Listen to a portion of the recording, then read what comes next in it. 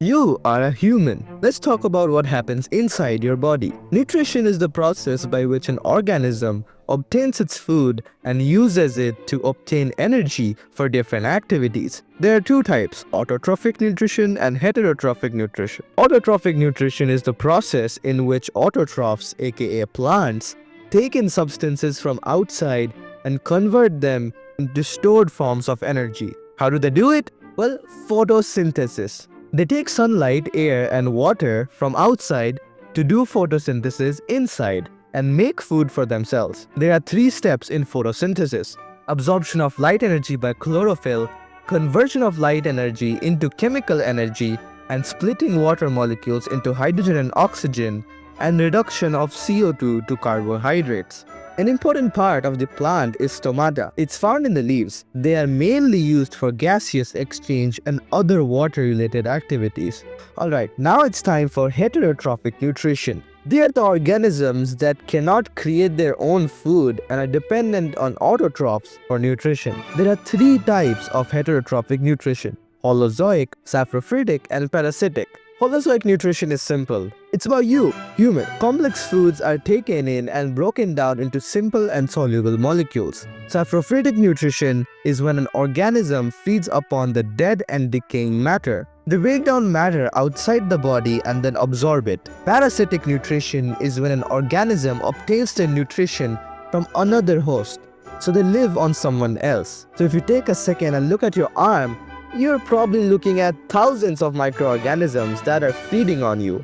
Alright, you know what nutrition is. Now look at yourself. You see your body. There's a lot of things going inside. Well, mainly these four things are going on: digestion, respiration, transportation, and excretion. Take a look at this diagram. It's the human alimentary canal. Let me explain. Digestion is the process of breaking down of complex food molecules into simple soluble molecules that can be easily absorbed by the body.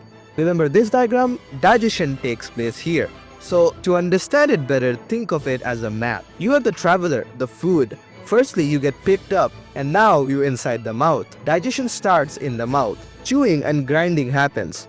Here, the salivary glands are releasing salivary amylase. Good, you get chewed and now you're in the esophagus. This acts as a highway from your mouth to your stomach. So you take the highway and whoa, you are now at the stomach. The stomach is a J-shaped organ. There is some tasty liquid here known as HCl. In reality, it's not tasty at all. It's acid. This acid breaks you, the food, down as much as it can. The stomach secretes HCl for good digestion process. Well then, if you have such a strong acid in your stomach, why is your stomach just not on fire? Well, there is mucus to protect us from the HCl. Also, the stomach secretes pepsin. So in the stomach, you saw HCl, mucus, and pepsin. Now you just got through hell, but finally exit the stomach. You enter the small intestine, the longest part of the alimentary canal, so it will take a while here. More absorption and digestion is taking place here. The whole small intestine interior is covered with villi for better absorption, as it increases the surface area for absorption. There are many things that are getting secreted here. The pancreas gives amylase, trypsin, and lipase. The liver gives bile juice, and the intestine itself gives intestinal juice. Now you reach the long intestine. Most of the digestion is already done, so the main thing that happens here is the absorption of every drop of water that is left in the food. Now you are human waste. You reach the rectum, where you are stored for a while and then excreted via anus, which is called egestion. Congratulations, that's how digestion works. Up next is respiration. This is the process in which food gets oxidized and release energy for performing various tasks. There are two types of respiration: aerobic respiration and anaerobic respiration. Respiration in presence of oxygen and respiration in absence of oxygen. To sum it all up, this is a good diagram to explain everything, so learn it. Respiration in plants happen through the stomata. Remember, I said it is used for gaseous exchange, so it's used for respiration in plants. In humans, we breathe through our nose, and the air flies down our windpipe. It reaches the bronchi, which divides into multiple bronchioles, and each one of those bronchioles has an alveoli where the exchange of gases for humans takes place. Now you know about respiration. Next is transportation. Not the vehicles, but your heart. Your heart is the main thing for transportation in the human body. It does so with the help of blood. Let's talk about blood first. It's divided into three things. Red blood cells, which carry oxygen and have hemoglobin. White blood cells, which fights off germs and stuff. And plasma, which transports food, CO2 and waste. Now the heart, it is a two-way cycle which kinda gets complicated, so let me explain.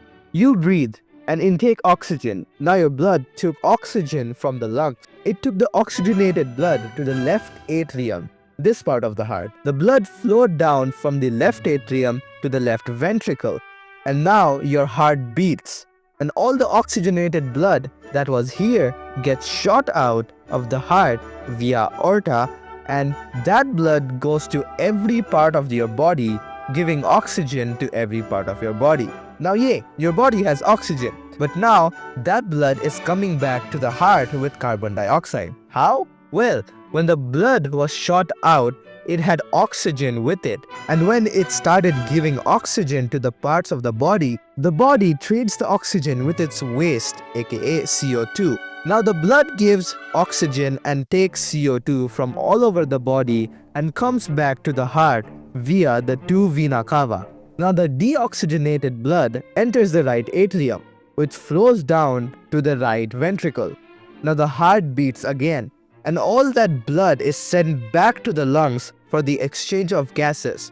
So CO2 is exchanged for oxygen, and the cycle repeats again until you die. By the way, all of this happens in seconds, and that is mind-blowing.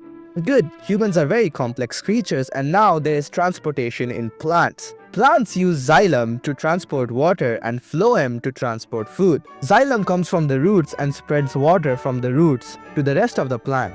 And phloem gives food from the leaves to the rest of the plant. The working of phloem is also called translocation.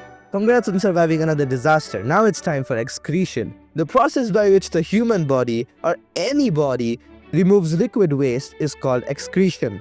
Okay, this is complicated, so stick with me. Take a look at this diagram and take a look at this diagram. They are related.